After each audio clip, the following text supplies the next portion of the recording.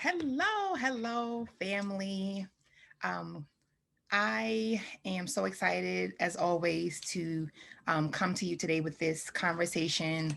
My name is Quanisha Johnson. I'm a licensed counselor and educator, and we are on session. Let's start first by saying we're on theme number two. And theme number two is the dangerous myth of the strong Black woman. So each week we cover a different um, area that connects to that whole overall arching theme.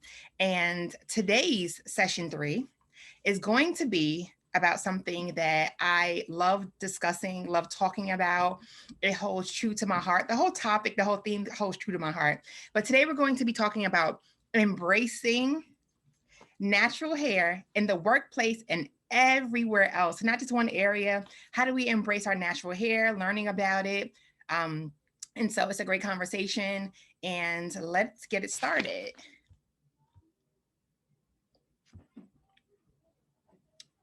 Screen with you. Let's talk about it today. Let's see. Okay, here we are. So, as I said to you before, we're going to be talking about embracing our natural hair. Like, what does that look like? What does that mean? And making connections about natural hair and how we see ourselves.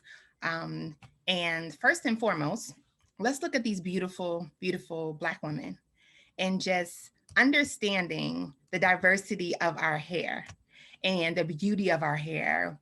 And when we say natural hair, although it is one phrase, natural hair, how it grows out of our head naturally, it just looks different. It's presented different for every woman that you encounter. So here are pictures of beautiful natural hair, right?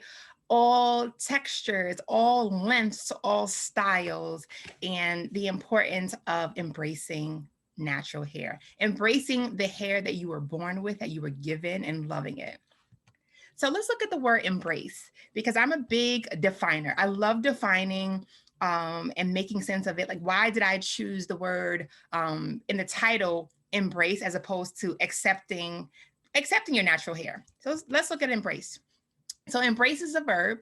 I looked this word up in the dictionary. I sometimes dissect dictionary definitions and find kind of faults in them. But in this conversation today, I feel like embrace is the perfect word to go with what we're trying to talk about and what holds true to us as Black women. So when we embrace, we take or clasp in the arms, press to the bosom and hug. So I think about the idea of loving, holding tight. And when I think of pressing in, I think of that nurturing piece, hugging. When we hug, there should be warmth in that. There's love in that. So when we embrace, I want us to embrace our natural hair, to press it close to us. It's a part of us. Hold on tight to it. Then we have to take or receive it gladly or eagerly and accept willingly. So we want to receive it and be happy about it because our hair belongs to us and accept that this is our hair. How this grew out of my head, how I chose to style this, how this is, it belongs to me. It doesn't belong to anyone else. So your hair belongs to you. We need to accept it eagerly and happily, gladly and willingly, not just acceptance, but willing acceptance. I am willing to do the work because natural hair is a process. It's a journey. It's a journey of loving. And we'll talk more about why we're on this journey, how we got on this journey, but it's accepting willingly, but being on the journey to do so. It takes time to avail oneself to embrace an opportunity. So we want to embrace it in a way where it is an opportunity for us because it's a part of us. And it's about us learning to take hold of it, take charge of it, to adopt as in a profession or religion. So we want to, in the idea of embracing our natural hair, is to adopt the idea that it is powerful, it is a part of who we are. It does not define us, but is a part of who we are. And we don't need others to embrace it for us to embrace it. I'll repeat that. We don't need others to embrace it for us to embrace it. It's a personal process. So let's talk somewhat about the roots. So I want to take you through, as I said in the last slide, that this is a journey. Our natural hair as Black women, there is a journey that we've been on before we are here today, before I was born, before you were born. Our natural hair has roots, no pun intended. Our natural hair has roots. The story of our natural hair is rooted in so much. So let's talk about a few things. So first, let's talk about African hair. African hair was connected to identity, who you were. And just by how an African woman wore her hair, it said so much. It told a story. It showed what religion she was, the class, the tribe she was connected to, hair connected to fertility. And even in situations of mourning, shaving hair was a representation of mourning a loved one. So African hair has strong roots. It signified something. It was important.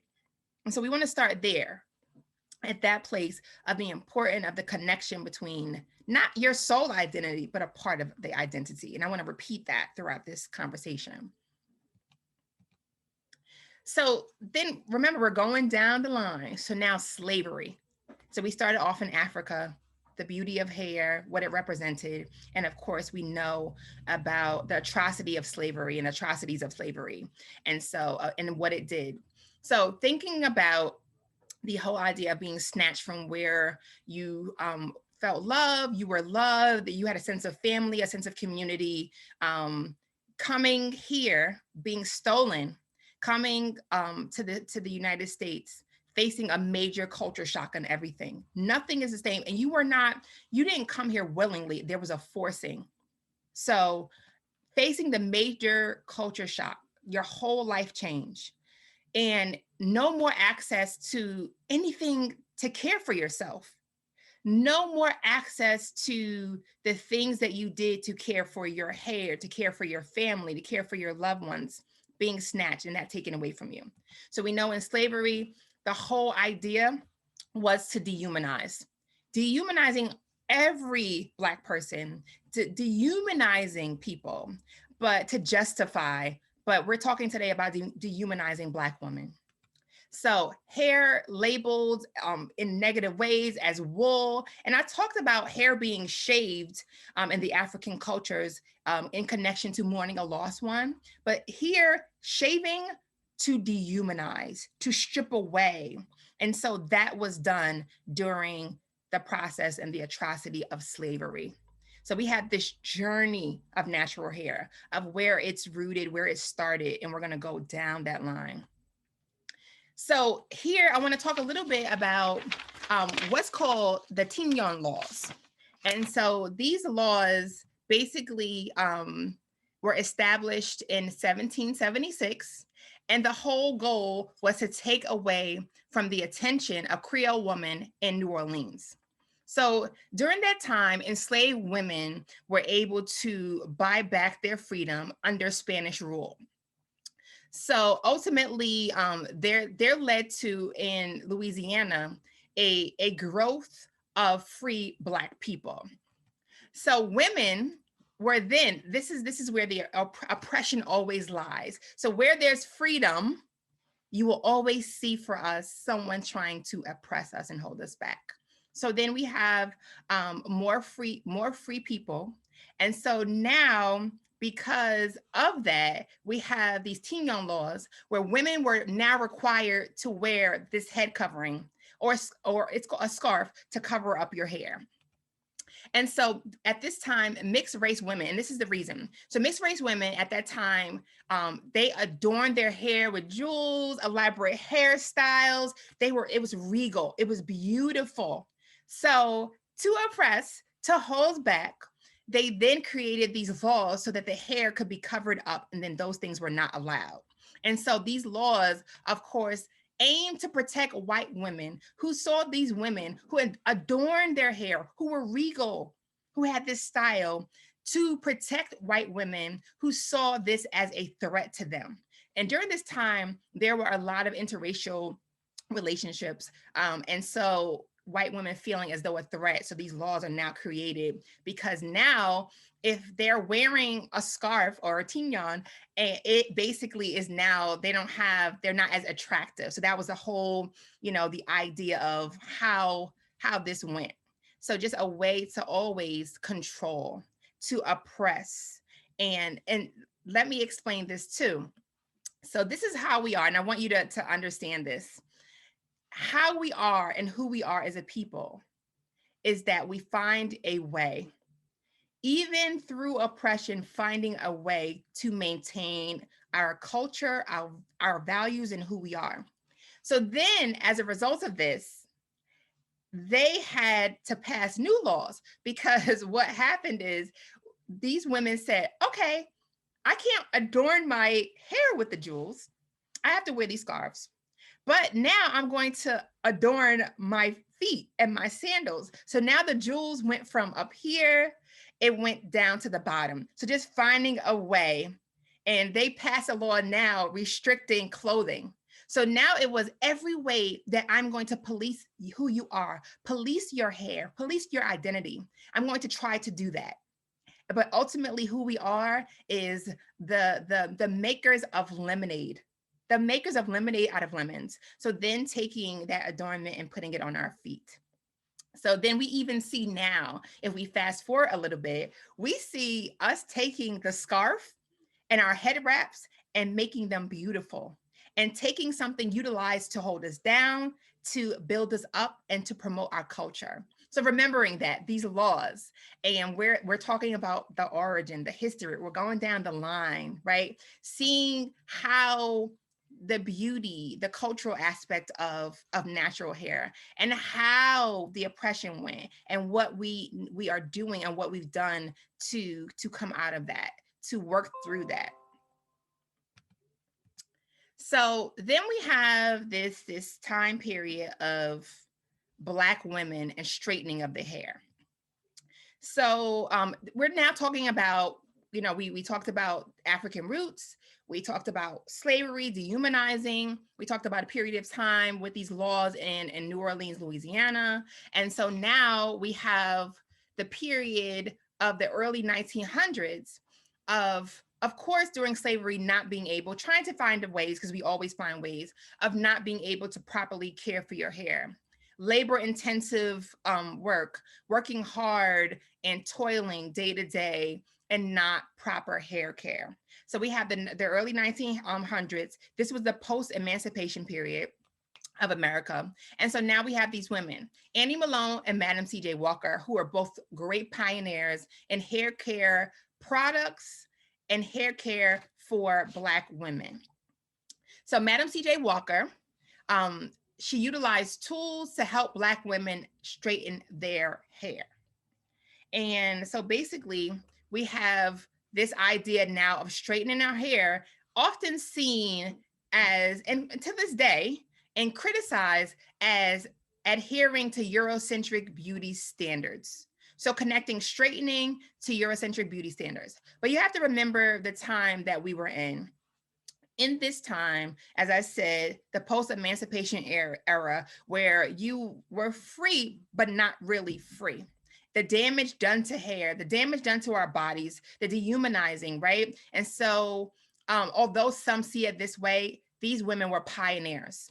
So trying to help women now find ways to take care of their hair.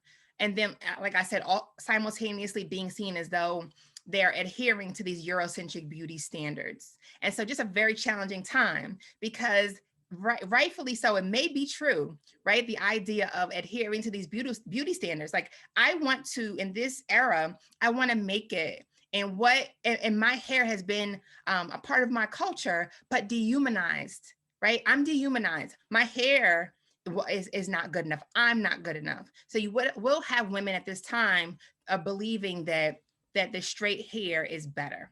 But we have to remember these women. And I'm going to specifically talk about Madam C.J. Walker, who, as a result of hair, this is how our hair is so powerful, employed thousands of women, right? Thousands of women as sales agents of her products. And then also training Black women, training them in entrepreneurship, how to budget, how to be financially sound. So taking this hair care industry, so we're looking at it from the standpoint of the just straightening. We have to look at the idea of these women being pioneers in this hair care industry, and pioneers in the fact where we weren't able to care for our hair properly. We were not. And just and get opportunities and grow as Black women. So these Black women creating a space, a place, an opportunity to train. So Madam C.J. Walker training. And so that we're taking hair, which seems like, oh, it's just hair, but taking hair and doing something great with it and building women up and helping them. So we have to see it larger. We have to see the bigger picture of the whole process of straightening during this time. So we're going to fast forward through time, and now we're in the era of the Civil Rights Act of 1964. So the Civil Rights Act banned employment discrimination on the basis of race, color, religion, sex, and national origin. The courts were left to decide, though, what constituted racial discrimination. So they banned this, right, on the basis of these things, but the court system was left then to decide, like, well, what actually is racial discrimination, and then make decisions based upon that. So we have the natural hair movement of the 1970s. And in the 70s, there was a movement for Black women, Black people in general, to wear their hair in its natural state. So we see images, if you go online, if you were not born during that era or around, I was not born in the 70s, but just being very aware of the history, just even looking at, although it's bigger than that, looking at the Angela Davis in her afro, and she's greater and bigger. Her movement and what she represented is bigger than her hair, but just the representation of being Black and being proud of how our hair grows out of our head. That symbol and celebration and expression of self-love. Getting to see that, right? We hear the phrase, and if you have not, say it loud, I'm Black and I'm proud. So this is my skin color, this is my hair, this is how it grows out of my head. And I don't have to, if I don't choose to, I don't have to adhere to straightening and any Eurocentric beauty standards, because what I have and who I am is beautiful. So there was a movement, and it was bigger than just hair. It was a political movement. It just represented, there were so many years of being oppressed, but just the representation of who we are as a people, what we've experienced, and that we are great. So it rejected those standards, and it is very important, you know, the message to be given then and now of who we are. And there's nothing wrong, and I'll reiterate that this whole time, nothing wrong with how our hair grows out of our head. So then, of course, as I stated earlier, with those freedoms to be who we are, and in that fight, we always have someone that is attempting to oppress us. And oppression is not a part-time job for those who are the oppressors. It's a full-time work that they try to do. It's a full-time, I'm going to figure out a way to hold them back. But remember, as I stated earlier, we are the makers of lemonade. So we have, and I'm going to go through, you know, a few pieces of, you know, litigation, things that went to the courts, lawsuits that were had because of natural hair discrimination. So in 1976, we have Beverly Jenkins, and she was employed by, I'm not sure if anyone's familiar with Blue Cross Blue Shield. They provide insurance providers. And she was told by the company that she was not a representation of them, and they would never allow her to represent the company, all because of wearing her hair in an afro.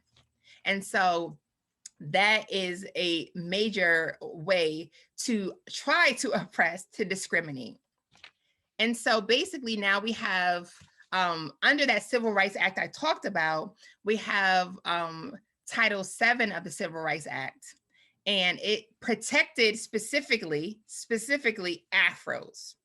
And so federal courts excluded hair discrimination because they say hair was a character that can be changed. So it's like, remember talking about the Civil Rights Act and the courts stating, getting the power to decide what exactly was racial discrimination. So hair discrimination was excluded because they're like, you could change your hair. You could change that hair. And so they were only looking to consider immutable characteristics, as they called it, or unchangeable characteristics. And so that is what the federal courts were only considering. So it's like, you can change your hair. And so the fact that our hair is a part of our identity historically and culturally, they completely disregarded that. And so to protect the Afro only, they then saw it like, okay, we see Black women wearing afros and we only see Black women wearing afros. So that must be an immutable, unchangeable characteristic. So then we can protect the afros because only they have afros. And so that's why it was just afros. But it totally disregarded the history of our hair, our culture, who we are, how we show up, our identity. So we have this idea, right, more and more, and we talked about the history of Eurocentrism equaling the societal default, that everything is based upon the standard of Eurocentrism, that white is normal, white is the standard. The Eurocentric way, how their hair, the skin, everything, that is the default. And anything that's different than that, there is something wrong with it. This is the norm, and everything other than that is abnormal. This is the standard of everything. So in talking about more natural hair discrimination, we have now, remember, we're fast forwarding through time, touching the whole history. And in 2013, we have Chastity Jones, and she was hired, and then the offer rescinded, taken back, because she wore her hair in locks. The NAACP Legal Defense Fund helped the case go to the Supreme Court, but they wouldn't even hear the case. And they gave no reason as to why. They would not even honor it, listen to it, receive the evidence, and they felt that they didn't even need to provide a just cause as to like why we won't hear the case. So now we have more discrimination. 2018, a young Black girl in Louisiana, she's sent home from school because she's wearing her hair in braids and extensions, the way that we wear our hair often, a protective style, as they call it, right? Because of just not wanting to protect our hair. And I know as a mom, you know, getting my daughter's braids, getting extensions, it buys me some time to not have to do their hair daily. It protects the hair, and then I get a little bit of time back for some weeks, and then they love it, and it looks beautiful. So the Archdiocese gave a reason. So remember this, the Supreme Court wouldn't listen. So in this case, we have the Archdiocese saying that the students in the school can only wear their hair in a natural way. So once again, and that those extensions are not natural. So they're only able to, so that was the reasoning. Once again, disregarding history and culture and who we are and a part of what makes us us and a part of our identity, disregard for that. Now, this is I remember seeing this. This was in 2018, and there was a wrestling match. And in this case, you know, we're talking about Black women, but we're talking about a young high school student, a young male that wore his hair in locks. And he was at the wrestling match and having to cut off his locks or forfeit his match.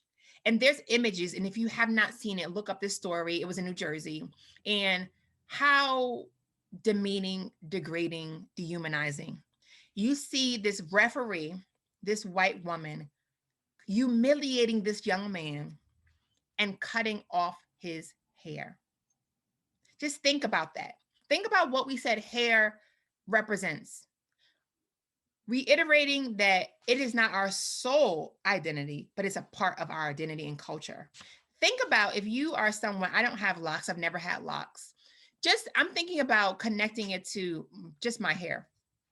And I think about locks and growing them and nurturing them and the work and the pride and the beauty of them. And having someone tell you that you have to make this choice in front of everyone, dehumanizing you as if your hair, which is a part of who you are, is a part, it's on you. It's on you. It's a part of you. Just saying your hair is something that is something's wrong with it, right? What is the connection between, or what was the connection between how he wore his hair and his ability to wrestle? So this young man having to make this decision. And we know, I know of, and I even had one in my home, a student athlete, and how they work hard in their sport. They work hard to balance and manage their school and their athletic life, and just there wanting and desiring to be a wrestler and having to make that decision publicly in front of an audience at that moment. How dehumanizing, how degrading. So we have this discrimination that plays out not just behind closed doors, but publicly. And so if we look back from the beginning to now, we see how this could have taken place. How could that day? So we're talking about, we were way back in, we were hundreds of years ago talking about, the origin of African hair, to slavery, the atrocities of slavery, to being dehumanized, to being discriminated against, to feeling as though we need to straighten our hair to make it, to the natural hair movement, to 2018, and still having to go through this. So we have now an answer. We have an answer to what we have seen through these cases, through this discrimination. We have an answer that is in what's called the Crown Act. So the Crown Act, and it stands for something, just in case anyone doesn't know this, it's Section Bill 188. And when we see just the word crown, we think about our hair is our crown and glory, right? Our hair, and we think about a crown and being Black queens and wearing it. But crown stands for something, and I love it. Create a respectful and open workplace for natural hair. I love it. Create a respectful, you see that C-R, and open O, workplace W for N, natural hair, right? So I love that. So we have LA Senator Holly Mitchell introduced the act in California, so the first state, in 2019. So basically with the Crown Act, the bill prohibits discrimination based upon a person's hair texture or hairstyle. So this goes bigger and larger than just how the Civil Rights Act, we talked about that, and we talked about the protection of the afro only, because the idea of the immutable characteristic, and if it can be changed, then we can't protect it. So eye color, for example, could be changed. Your weight could be changed. So there's no protection. So the protection is lying on over the things that only can't be changed, immutable characteristics. But this bill prohibiting discrimination on, it doesn't matter. It's a law. It's your locks, your extensions, your afro, however you're choosing to show up and represent and carry yourself and wear your hair. And it acknowledges something very, very important, that hair texture and style are absolutely associated with race and national origin. We don't want to take it and make separations. Hair being part of our culture. So if you're telling us that we cannot wear our hair in the way that it grows out of our head, that you are disregarding our culture. So if you're saying no braids, and we as Black women wear our hair in braids, you're discriminating against Black women. If you're saying that there's an issue with locks or afro, however, you are saying, once again, you're oppressing and discriminating against a set of people. And that is a problem. And that has historically been a problem. And so after California, then we have New York following suit and becoming the second state only 9 days later. So jumping on this, and I love it, right? Because we should be able to move and operate in a place, in a space, the way that we need to succeed. So 7 states have passed it as law, and right now in this process, we have 20 other states either have filed or pre-filed to pass this law. So we're getting this thing going, right? Not having it. So once again, repeating again, giving lemons, giving lemonades, being oppressed, and figuring out how are we going to make our lemonade and how sweet can we make it. So we talked about anxiety and depression in Black women and how that looks last week.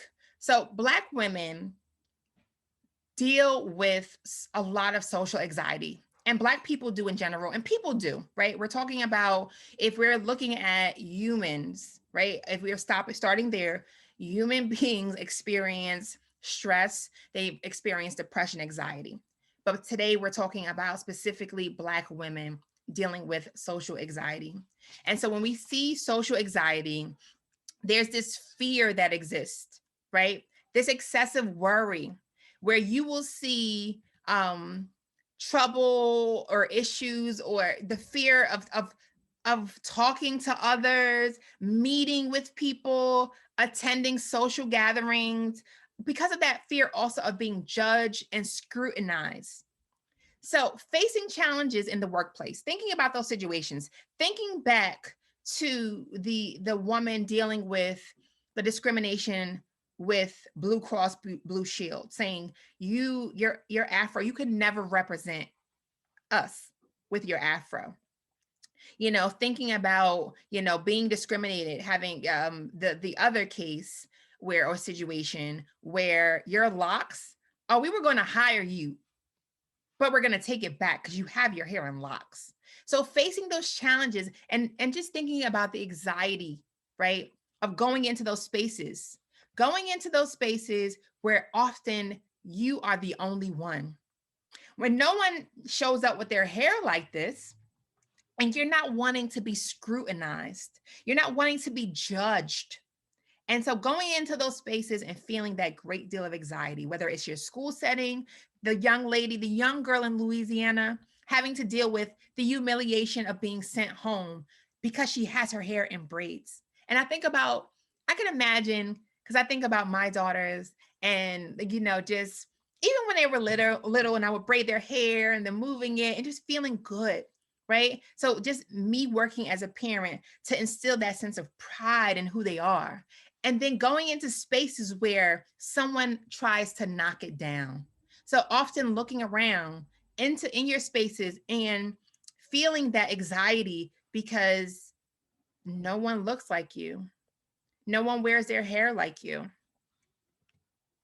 And so it's that overwhelming feeling of always having to do more, to work hard, to work harder, to do twice as much, to be accepted. And so because of that, and as a result of that, and not in every cases, I'm generalizing right now, just questioning your identity, and looking at yourself and saying, well, maybe I should straighten my hair. Maybe I shouldn't wear my hair like this. I have a job interview. Should I straighten my hair? I will be totally honest in saying I've faced those challenges where I would apply for a job. So my resume, I made it through that part, called for an interview, and now I'm deciding, I'm going into this setting, into a panel interview. How should I wear my hair? Should I straighten it? Like, what should I do to it? And then constantly questioning, will I get the job? Imagine the burden of this, right? And you don't have to imagine, because if you're listening to my voice, you've experienced it most likely, or you know someone who's experienced it, or you may experience it one day. And having to decide, knowing that I work hard, knowing that I worked hard to get, to go to school and be educated, but having everything be on the line in my mind, because I might lose this opportunity that I worked so hard for because of how my hair looks. I want everyone to sit with that for a second. How and why we deal with this anxiety as Black women, right? Just the thought of that. The thought of saying, I might not have the career I want because of my afro, because I chose to lock my hair, because I want to take care of my hair, and I love braids and they look beautiful. And if I wear my hair in braids, I might not get this job. So the pressure of that, the burden of that feeling, of that thought. And so just I think it's important to have these conversations, to talk about this, to talk about the history, to talk about what we're feeling, what we're experiencing as Black women, and what we go through every day in multiple settings, in our workplace, and as I stated in the title, and everywhere else. So the conversation about embrace, how the importance of embracing, but understanding everything that's happened that has threatened the idea of embracing who we are. So workplace discrimination, I want to talk a little bit more about that and what that has looked like. So Black women are more susceptible to racist hiring practices. So once again, repeating the situation where the woman received the offer and it was rescinded, it was taken back because of wearing her hair in locks. And so we often lack the support when we do, right? So when we actually get over the hurdle of getting hired, we lack the support in our workplace to make positive changes there, right? There's no support. So now you often are being hired in situations where no one looks like you. Who can understand? Who can join with you and unite with you in this cause of creating more of a positive environment for other women who look like you? So those challenges and being the only one, countless times going into my classes for my master's program and no one looking like me, and going into my employment places and no one looking like me, and having that experience. So there is evidence that shows, and this social, psychological, and personality science is there's a peer-reviewed journal. And so doing research and doing studies, and in their studies, they found evidence through their research, through the participants, that upholds the claim that white women and Black women with straightened hair are treated better than Black women wearing natural styles. I'll repeat that again. So their evidence and their research showed that white women and Black women who wore their hair straight, they were treated better than Black women wearing their hair and showing up with natural hairstyles. So thinking and talking about this whole idea of being discriminated in the workplace, people and their implicit bias, that people treat you differently simply just based upon what your hair looks like. So if as I said earlier with the interview, that me having to decide, should I straighten my hair? And as I stated earlier, this is a journey. And I want to just encourage everyone listening to my voice and understanding the journey of this. And that although I show up here wearing my hair the way that it grows out of my head, but being very transparent and saying that I have been in situations where I've had to make decisions about how people saw me and how I wanted to wear my hair, and the pressure of that because of situations like this, because of that fear of like, I want to support my family, and how I wear my hair is going to depend on that. And so just once again, reiterating the pressure and the burden of that, and that the thought of just, is unfathomable. The thought that I'm not going to be treated a certain way, not because of any other factor except for me showing up the way that I am and with how my hair comes out of my head. So we have our white beauty standards. We talked about the idea of just when we think about those white beauty standards, it's been the norm. The commercials on television, the media, it has gotten so much better now. Growing up as a child, and remembering the commercials, the hair care commercials, I didn't see myself. What I did see over the years I would see the commercials as a kid for the Just For Me hair relaxer product was often a commercial I saw. And of the little girl, and of course, me seeing this and wanting my hair to look straight that way. And that was a representation. Every shampoo, commercials where people were eating at restaurants, anything that you can name. So growing up in the 80s, growing up in the 90s, that was the norm for me. I didn't even think anything about it. So we have that idea of the Eurocentrism, and that these were the standards of beauty. These are the standards of beauty. Everything that you see where women have the European features, their skin is light, you see the standard of beauty. No one had to sit you down in a chair and go, look at this. This is the standard of beauty. But what you took in every day, in media, in magazines, is what you saw. It's like that, it's like the idea of listening to a song or hearing a commercial and they have like a tune, like a catchy jingle, and you don't sit down and write it and go, let me write down and memorize this song. The more that you hear it, the more that you take it in, you memorize it. You find yourself without rehearsal just repeating it. And that's how these standards are. So you're taking something in, you're learning something without someone physically telling you this is what you need to learn, but it's in front of you constantly. And so when I see hair that's straight, long, and blonde, when I see that this shampoo is for this set of people, but there's no shampoo for me, I'm learning something without someone telling me that this is what it is. I'm taking it in. So we have that process of being indoctrinated. And we're indoctrinated in a lot of ways.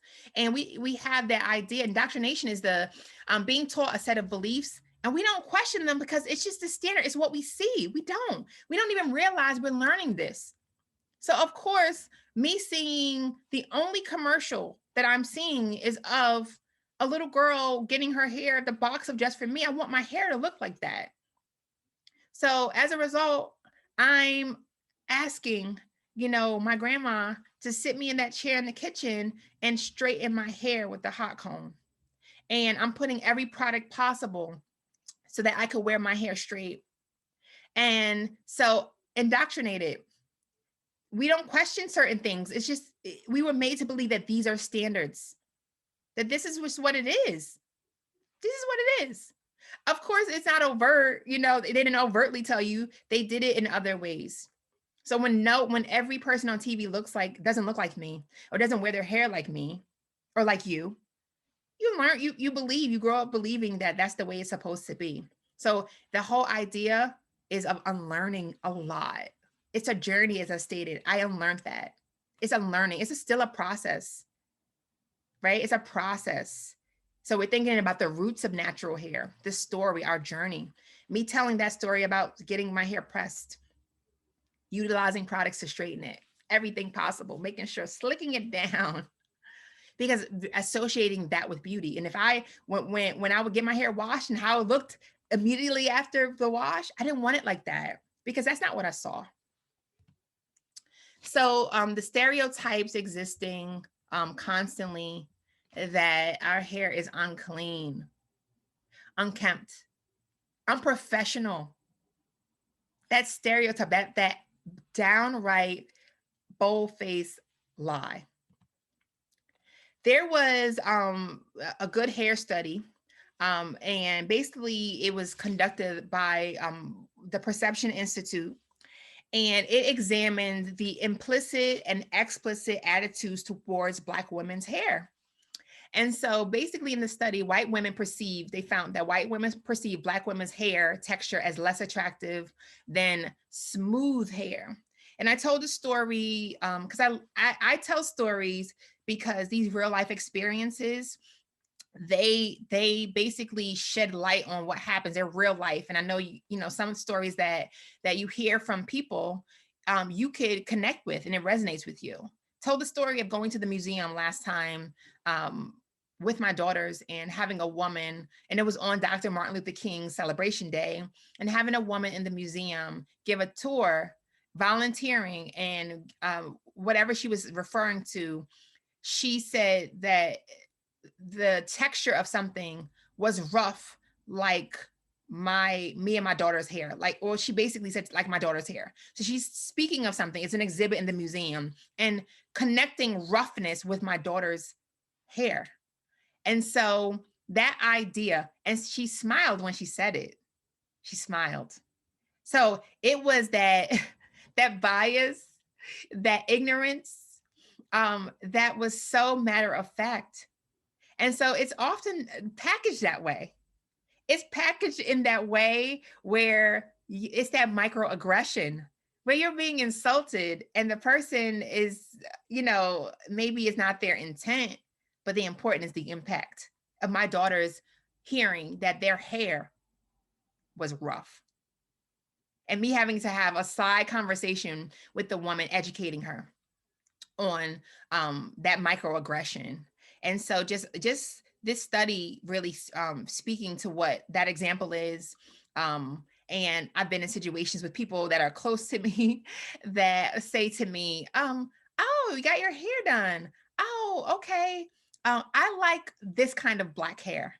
I had someone that I have a great relationship with, a white woman, refer when I got my hair done, say to me that she likes, and she referred to a woman in the news, I don't remember who, and said, oh, I like that kind of black hair.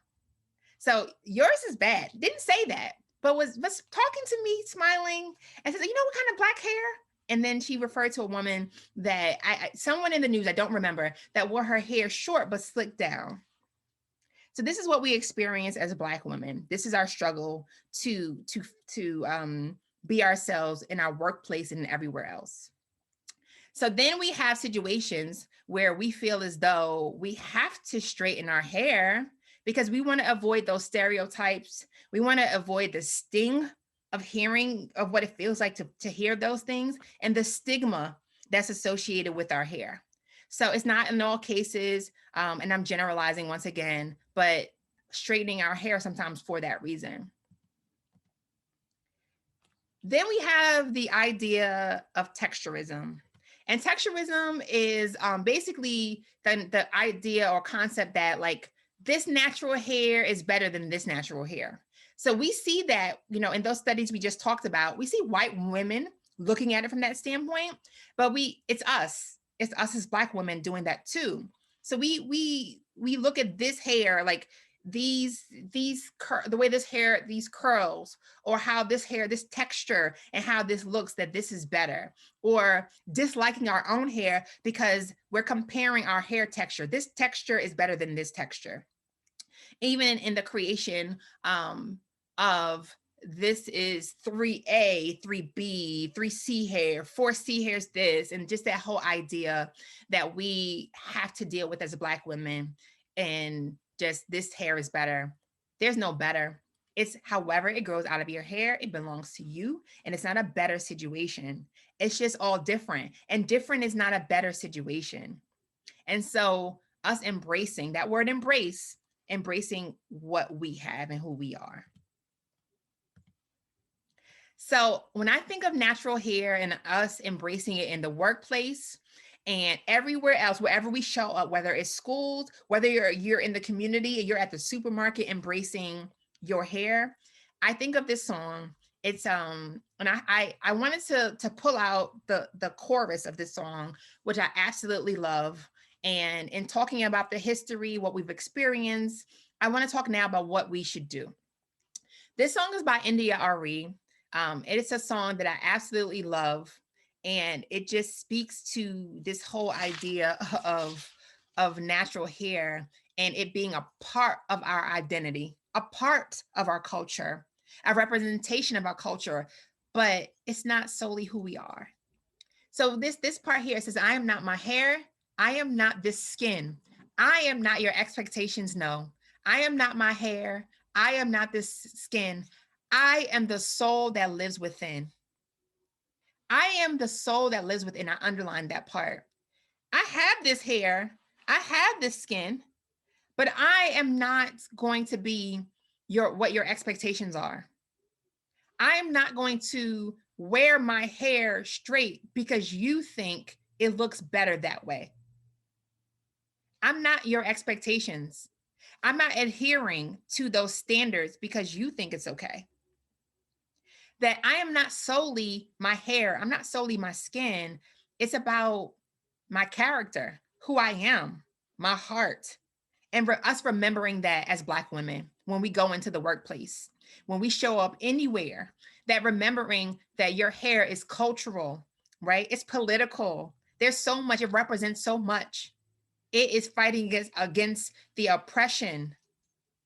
But I'm not going to adhere to expectations that are set for me, because that I'm more than that. So me giving you that message that you are more than your hair. You are more. Your hair is a part of you. It's one part of you. If I wore a hat right now and covered my hair completely up, I'm still Quanisha Johnson. I'm still me. I'm still a person who loves my family, who is a friend, a daughter, who is a counselor, who's an educator. It doesn't remove any of those things. It does not. Remembering my character, how I want to treat people, and that's important. And I want everyone to also, Black women to remember that trying to please others with the way that we look is exhausting, because everyone has an opinion of what it should look like. Wear your hair short, wear it long, wear it straight, wear it curly, wear these kind of braids. Oh, you want to lock? Don't lock, do this. It would be so exhausting to walk around adhering to the expectations of everyone. And we have to remember the standards that were set for us that are false, that we don't have to live by, that how we show up and who we are, how you wear your hair is a part of you, but it's not just you. So the important part now is for you to remember to love yourself. The work that we need to do in embracing our natural hair, remember, hugging it, embracing it, loving it, is, and accepting it willingly, as Embrace told us earlier, the definition is loving all of you. So the work that we're doing in this journey of embracing natural hair is remembering that your hair is a part of you. Like I said, if I wore a hat, I'm still me. You won't see any of my hair. So the work that we need to do in embracing our hair in the workplace, in school, at the supermarket, is the work on loving ourselves. And I don't say this in a cliche way. I say this in a way that has value. Is accepting who you are, working on yourself, building your character, doing the work on all of you, not internalizing people's negativity towards you, not internalizing that, right? Working on you. If you have dealt with trauma in your life, getting help and support and working through that trauma. If you're dealing with communication issues and you need to learn how to better communicate, working on that. Loving who you are and working on you. Every day that we wake up is a new opportunity to do something different, to do something better. So we don't want to just work to love our hair, this one part of us. I cut my hair often. I cut my hair. So because I cut my hair or color it or do whatever, that's just one part of who I am. It's a representation of me. It's not just me. So the work that I do that's most important in loving my hair is loving myself, all of me, accepting myself, figuring out what I need to do to grow, to change, to be better. So don't just think of natural hair embracing as just embracing natural hair. We're working to love all of us, to work on all parts of us. And I assure you, the work that I've done on myself over the years has made it much easier to embrace my natural hair, because I know the character that I have, that I've built. And so I want to show up in this world proud, happy about the character that I built, how I treat others. And then the natural hair part, it just kind of connects to it, and it falls in line with that already good feeling about who I'm trying to build. So when we embrace it, we want to do a few things. Remember that your hair, your natural hair, it's the way it grows out of your hair. There's nothing wrong with you. There's no mistake there. It's not an accident. How you were born is not an accident. It's nothing wrong. It grows out of your hair that way. There's nothing wrong with that. And as much as dehumanizing that went on, you're a human being. And so you deserve to show up the way that you authentically need to and want to. And the other step two in this whole process of embracing your natural hair is taking care of our hair. Take care of it. Take care of it, nurture it, treat it. It's a part of you. The way that I'm going to, we're in a pandemic, make sure my hands are clean. I'm making sure that I'm practicing proper hygiene. My hair is a part of me, so I'm taking care of it.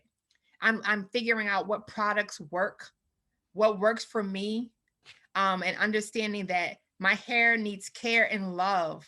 In order for me to embrace it, I must care and love for it and give it what it needs. If it needs moisture, if it needs washing, if it needs protection, and I need to put those protective styles in, doing that. It's a part of me, not a part of someone else. This hair is a part of me. For us to stop comparing our hair to the hair of white women and to other Black women, not looking at my hair and my hair texture and how I wear it and going, I want that. I don't want that. I want this. It is beautiful to look at hair and go, I like that style. Oh, that's how she does that thing with her hair. I think I'm going to try that. She has those braids. I'm going to try that, to admire and recognize the beauty in all of our hair. But comparison is the thief of joy. The more that you compare yourself, compare your hair, you take away from you. You take away. So for us to stop comparing, making a connection with the natural hair community. So there are so many, when I'm looking for a haircut and how I want to cut my natural hair, I'm on Pinterest. I'm in Facebook groups. I'm connecting. I'm talking about it. I'm finding and connecting with women who are in the whole process of figuring out what's the best products, loving our hair, embracing. I'm connecting to that. So connect with women like yourself. Connect to the natural hair community. Connect. The connection is key. Don't use negative words to describe your hair. That negative thing, it's my hair is bad, it's hard to manage, it's this. Of course, when I think about doing my hair, it takes work, but it's work I'm willing to do. It's because my hair is a part of me. So really reframing the idea that this hair is bad, we're struggling to do it. No, it's exploration. It's figuring out with our hair what works, what doesn't work, how to love it, how to embrace it. And so let's take the negativity, because we've heard so much of it. We've been degraded, dehumanized. And so let's speak about it in a positive light. Let's look at other Black women and their hair and think of it as beautiful, and talk about it in that positive way and not criticize it. And I want you to enjoy it. Do what you must with it. Braid it, lock it, twist it, curl it. That's why it's Black girl magic, as they call it. If I choose to straighten my hair, which I do periodically, maybe once a year, it's because I want it straight and I like it for that time period, not because I think I look better or I think it's better when it's smooth. It's because of the idea of I can be whoever I want to be, and so can you. And I can show up in my workplace. So from now on, no matter where I go for an interview, I don't have to feel like I need to straighten my hair. I am talented, I'm intelligent, so are you. So however you need to show up and you want to show up with your hair, do so. Do so. Enjoy it. It's magical because it could go from straight to curly to braided, and we can do so many things. Embrace that. Embrace the beauty of that, the ability to be able to do that. So I just want to show you some Black women who are in spaces, professional Black women who show up in their workplace with their natural hair. We have Representative Joanne McClinton. She's a House leader. We know Stacey Abrams, politician, lawyer, civil rights activist, Representative Sheila Jackson Lee of Houston, Congresswoman. We have Representative Karen Bass of California. She's a U.S. rep as well, showing up naturally the way that they need to show up, the way they want to, with their hair and how it grows out of their head. professional. So I wanted to show you these women that this too is you. However it grows out of your hair. Look at their strength. Look at the beauty of their hair. Right? So embrace what you have, embrace who you are. And this, who told us that it wasn't professional to do this? Look at these accomplished women. So just remembering that. So now it's time for our reflection activity. And so here are a few journal prompts I want to give you. So the first one, I want you to get your journals out and just answer these questions. We've talked about natural hair, how to embrace it. Remember, when we're embracing, we're hugging it, caring for it, loving it, accepting it willingly. First question, in your journals, what messages did you receive about your hair? Like, I think about so many messages, even from my own family, because the indoctrination, what they were raised to believe, what they saw every day. So they passed that down. And so what messages did you receive about your hair? Did you feel powerful or limited by your hair? I feel powerful now, but I didn't always feel that way. I felt like it was a limitation. So just reflecting on that. How do you feel about your hair right now? How do you feel about your hair? When did you learn that the world saw you differently? And there's a point in every child's life where you realize that something's different, that you're treated differently. And that is shocking. When you're an innocent child just wanting to play, have a good time, live your life. So at what point did you learn that the world saw you differently? Did you have someone to process your feelings with? Who did you talk to? If someone talked about your hair or criticize your skin color and who you were, did you ever get the chance to talk about it? So I want you to answer these questions because it is very important to process. Even though these things happened in the past, we want to process, we want to look at how we see things so that we can grow, so we can embrace who we are, so we can see the beauty in how we wear our hair. And once again, we are on this journey. It's a journey. It's a journey to love yourself when you've been told that what you have and who you are often isn't good enough, but you are good enough. And so I want you, as much as possible, when you answer these prompts, to have as much positive self-talk. Positive self-talk, talk to yourself, be kind to yourself, right? Just always remember that. And so answer these prompts, reflect, read it back to yourself, and embrace your natural hair. Embrace it, embrace who you are and the beauty in who you are as Black women. So I thank you today for listening, for joining me. And as always, take care of yourself, take care of each other, take care of your hair, your natural hair, love it, and be well. And I'll see you soon. Bye-bye.